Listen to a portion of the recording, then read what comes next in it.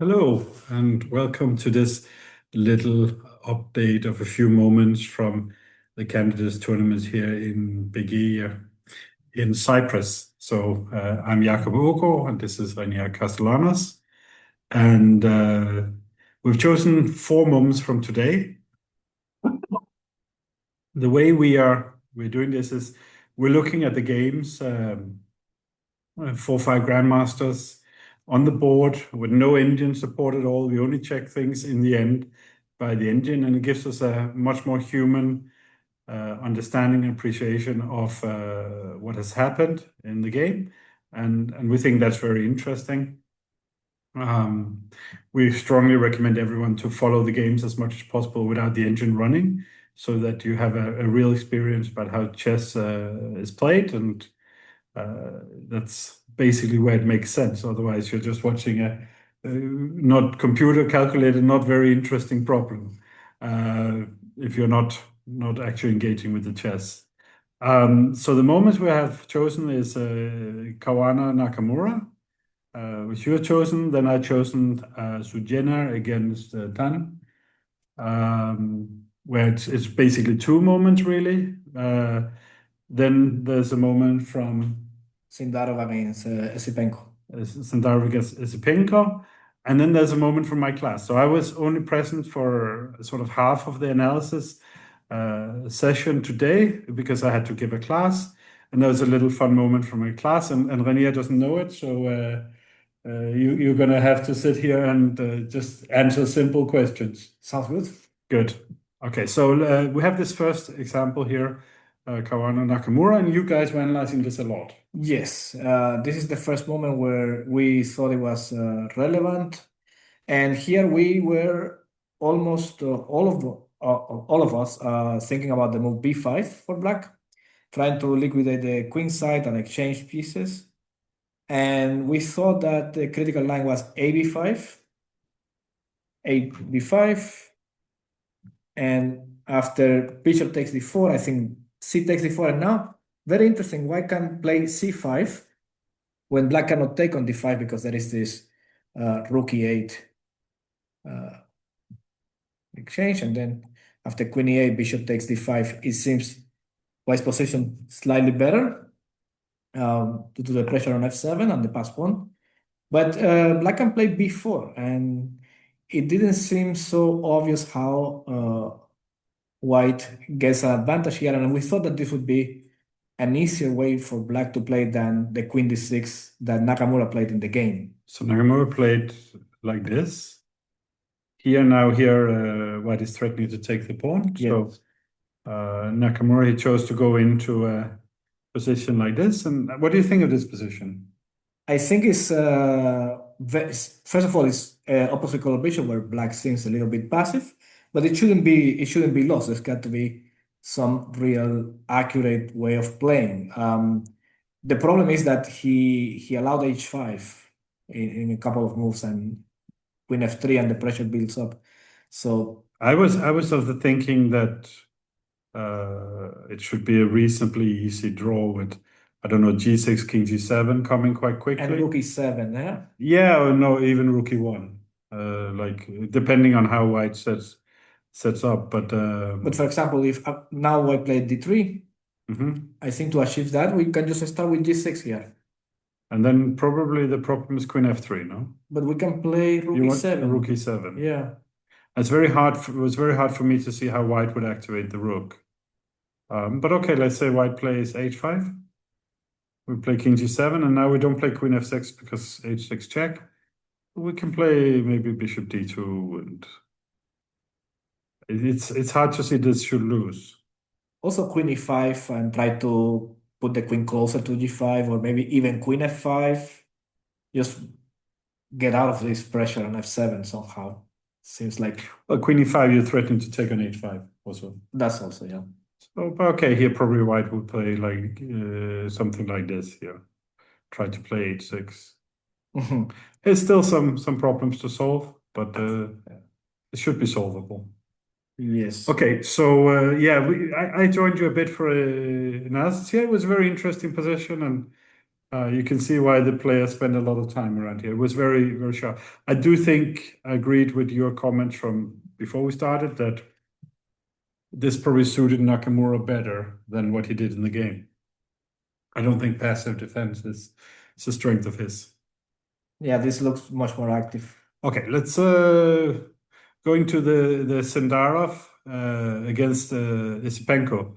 So this was the moment here, more or less where I joined. And we were jumping around the games and nothing was sort of happening. And here this position looked very promising for black. That's a pass pawn. Bishop on e5 is not very good. It feels like white should never play g3. Yes. It's weakened a lot of things. And everything's a bit clumsily placed for white. And if black plays the most normal move in the position, bishop b6, then position is very good. If queen a6, we can play queen b7. There's no problem with doing so. And if white plays queen b2, here we're maybe wanting to play b4, and black can play b4 and later c3. And well, I did talked a lot about the power of pass pawns in recent classes at the Chess Training Academy. Protect the pass pawn forever, yeah? Yeah, no, it's for really forever, and d4 is forever under pressure. It will be hard for white to defend it. So here, basically, we were looking at the games, everything without evaluation bar, without engines. And we saw this move, bishop takes f3, and I was like, okay, this looks very weird. Why would you ever want to do this? And the reasoning we want to do this is sort of two things. First of all, both of us will probably be a little bit shocked. The computer says black's only better and not totally winning after winning pawn and exchange. Wow. But some of the bishop here is strong and the light bishop comes alive. But okay. But the other point was if you take with the king, which looks really weird, then you walk into a knight fork. So it's sort of like forcing moves. It forces white to play queen takes f3, and then bishop b6. And here we were trying to do things with b takes c4, I think. Yeah, we tried. We tried various things, and we came to the conclusion that you have to play rook a6. Yes. White. And then, okay, the difference from the position here, where we can play queen b7, is that in this position, queen b7, there's queen takes d5, because we have taken on f3 before we had to. And we really didn't have to, it was pinned. We sort of understand the idea that he wants to move the queen so that he can take back with the bishop. But yeah, maybe queen b2 is coming. So bishop b6, queen b2, b4 is, yeah, it's the line. But now we get into this position and suddenly there's all kind of problems. So we looked a bit at this. Sorry, too fast. But we couldn't make this work at all. If we took here, we liked the white's position. Yeah. Again, this is not engine check. This is us. Yes. And this looked quite uncomfortable. So we also came up with this knight takes d4 and queen h5. And here, very important main line is that after queen b7, take, and take, we have this double attack on e8 and on the queen, and white already has a piece extra, so this is winning. So here he played this. Both players here very low on time, no increment at the candidates. Must take here. And here, okay, I did check very briefly with the engine, and it said if you play here to push the rook back, so it's no longer threatening d5, and pushes the rook bishop to d8 to put it to e5, position is not clear at all. Black has a pawn for the exchange. The knight's very strong. When the bishop comes to f6, the passed pawns are strong. Who knows? Yeah. Yeah, but he probably wasn't thinking of this when he took on f3. He must have missed something. No. It's clear that to me it's very clear that he missed rook takes b6. So rook takes e5, rook takes f5. Here played queen c6, and we were let's turn this around, because here we were suddenly becoming very optimistic for white, and we were looking at ways to play. And then I came up. We were playing moving around lines with bishop f3, and knight takes and queen takes, and then maybe C3. c3, because here it was not so obvious, right? Yeah. Here, like this looks winning to me now. Not sure exactly what we were looking at. We'll be better at writing it down tomorrow, maybe. But even here, something like rook d8 could be interesting.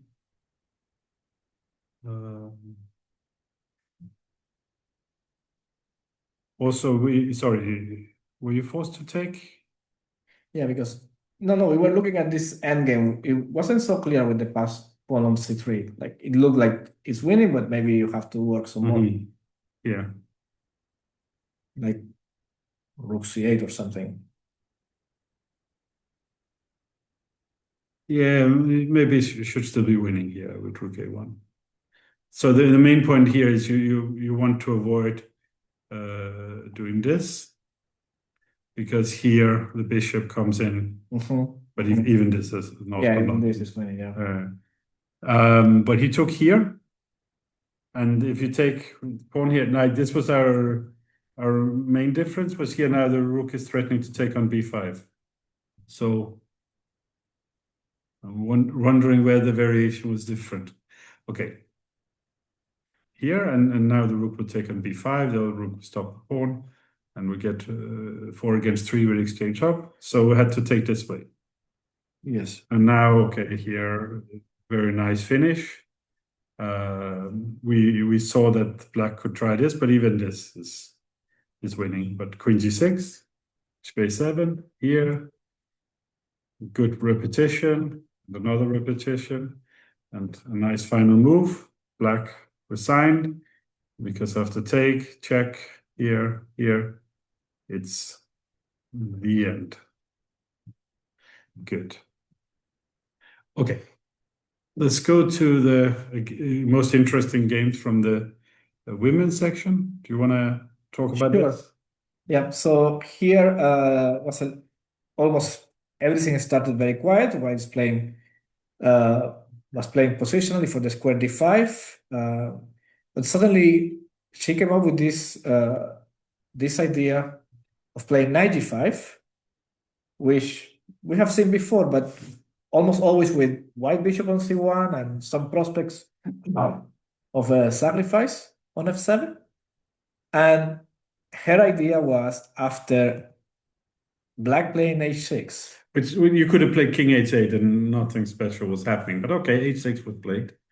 Now she played f4, and this was very shocking. No, we first have to analyze what is happening. Like what happens if black takes the knight, and So we analyzed this for yeah, all kind of lines. yeah, we did. We analyzed everything here, and we thought that here both f5 and simply pawn takes on d5 was also very difficult to refute. I thought f5 was better, but I also the guys were analyzing f takes g5 and knight f6 is coming, and No, you could here, if you have to take with the pawn, yeah, well, you can easily see some, I don't know, queen coming over here. It can easily be made. yes. So Probably already made here. So one line I asked about when I joined a little bit was here, and yes, you came up with this fantastic line. yeah, it was very difficult to handle this. And this is sort of where we get the real experience of chess played, because we were talking about this position. Maybe queen b6 was mentioned, or Yeah, I did mention queen b6. I was trying to do something, but we couldn't make anything work. But this is one of those moments where the engine finds something that humans just don't consider. So here the engine says the king moves out of the way, Uh-huh. take, and then the rook moves out of the way. And the idea is that here white is 2 pawns up, but after coming in like this, the two bishops, and especially the open position of the white king, means that probably there's some obviously called bishop in games with an extra pawn, but no real winning chance. Doesn't feel like an advantage at all. No. So in the game, you play king h8, which you feel quite practical, but you really got in trouble. here. Now threatening both of f7 and g4, must take. And here, take. Here, e4, giving back a pawn to get the square on e5. And now this is the moment. I think this is the moment that White missed her chance. We thought White was going to win this game. Yeah, we thought it was totally winning because now White, she could just take on h5. And of course you saw this, but she was afraid of g4, bishop h6. Yes, g4, bishop h6. So here, knight d5. Very natural, yes. Very natural. And I guess if knight f3, rook f3 takes on f3, this position f6 and we have an h6 and f6 f6 just wins. Yeah, just wins. Here just well, thank you. That is definitely also wins, but it wins the queen anyway. It wins anyway, yeah. Yeah, no, but no, we were thinking probably king h7, but a position like this here is probably more dangerous for black. This pawn on f6 is horrible, and the king will be quite safe on h1. Yeah, and the pieces will come to rook f5, rook a to f1, and so on and so on. So in the game, she played h3, which sort of is it's a weird move. Well, you can see the idea is to take, and then on g4 you can take again with the knight or something like this to avoid g4. So you can see the idea. But here black had, and I think it was it you who found it, or bishop g6? I think, Renier, you found it. I think, I think the other, we were considering either knight g6 or bishop g6. But yeah, no, I think it was you who found bishop g6 and pawn takes. And the difference here from this position is the king is much safer, even though the pawns are weird, because the pawns are defending all these squares around the king. So boys are discussing who found bishop g6. No, we analyzed this position well in advance before everything, like it was played, and then this was the position, and we thought that here we tried also many things like c4, trying to block the bishop, but nothing really worked. And we also came up to the conclusion that queen d7 was just to take an a4 to go to e4. Yeah, fastest way to hit the white king. And here there was a very interesting line that we wanted to make work, which was knight d5. And now if black takes on a4, the idea was to take on g5, then the queen takes on e4, and now it's simply king g1. And now we're threatening queen h4, so black must play king h7. And we anyway play here, here, and now we win the exchange. And I think that this position, we concluded that white was winning. But then we later found a better defense for black, which I think after knight d5, bishop h6 has to be played. Wow, that's a difficult move. That's a difficult move, but the idea is to have the king coming to g7 and everything protected. Let's. I'm turning on an engine now. You can see the loading sign here. Coming in here, you see bishop h6. You guys are right. Okay, excellent, good. This game ended in a draw. Now let's jump finally to here. I just need to change the screen a little bit. Here we are from my class. So this is, you know the colors and what they mean? Yes. So green means? Weaknesses. So the main weakness here in this position actually with white. This is the pawn on d4. Is the pawn on d4, clearly. And yellow means? Pieces. Worst place piece, generally. And here, the rook on f1 is not the worst place piece, because the queen is in the way of the rook and also need to be in a better place. What's the square for the queen? d3, I guess. d2, yeah. d2, yeah, d2. Fight for the dark squares. The light squares are covered by the bishop. Yeah, yes. Bishop on f3 is a bit impotent. And where would you want it? I want it on g4. You want it on g4. That is possible, but it's not the most aggressive, because where are we playing, on the king side or queen side? Possibly on the queen side. So we need it on e2 and go over there. So this is a game Bagirov Karpov 1970, and it's a game with a number of mistakes from both sides. But the funny thing was, it was repeated in a game in the Commonwealth Games in 1999 by Shreyam against Baburin, and they played the first 20 moves the same. And they were all correct moves? No. They were certainly not all correct moves. But I think Baburin for sure knew the Bagirov game. So here, I was thinking, well, this analysis, and here the black is, this is the red, is intended to move the knight to f5, and the knight on an a5 is also not well placed. It will come either b7, d6, or to c6. Correct. So this is all you can expect. The next black's next move is knight e7, knight e5. So the interesting thing is here, if you play what you want to do, which is these moves, it's white to play and win.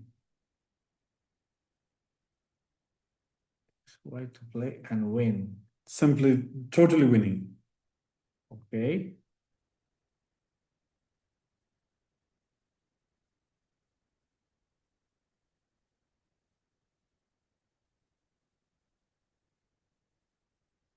But it's something like b4 or something? No, b4, knight b7, and knight comes to d6, and black's doing maybe quite well. Oh, It's not so easy. no, not easy at all. Knight a6 maybe. Okay, with rook c8. And then I can take on c8 and the knight is hanging on a5. Okay, if you play knight a6, rook a8. Then I guess knight c7. And again, the knight is hanging. So, okay, knight a6, rook b7 is forced. Yes. And